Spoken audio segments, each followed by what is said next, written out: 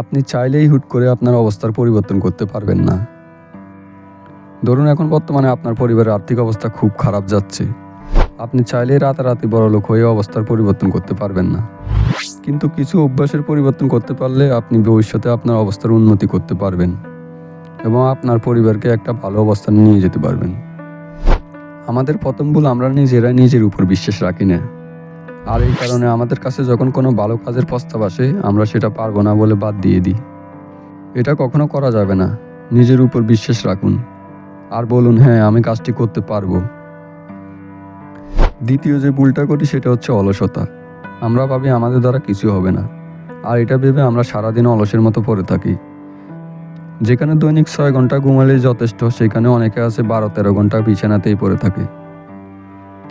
এটা করা যাবে না। আর যারা এটা করেন তারা অভ্যাসটা বদলে ফেলুন। খুব সকাল সকাল ঘুম থেকে উঠুন আর কোনো না কোনো কাজ করার চেষ্টা করুন। প্রতিদিন এভাবে করতে থাকুন। এতে আপনার অলসতা কেটে যাবে আর কাজ করার প্রতি আপনার ভিতরে একটা ফিলিংস তৈরি হবে। আর এভাবে আপনি যখন কোনো ভালো কাজ পেয়ে যাবেন, তখন আপনি আপনাকে একটা ভালো অবস্থানে নিয়ে যেতে পারবেন। এরপর তৃতীয় যে ভুলটা সবাই করে সেটা হচ্ছে নিজের ভিতরে ধৈর্য না রাখা। বেশিরভাগ মানুষই কোনো লক্ষ্যে পৌঁছাতে একটু দেরি হলে সে তার লক্ষ্য থেকে দূরে সরে যায়। আর এটা তখনই হয় যখন কেউ তার ধৈর্য হারিয়ে ফেলে।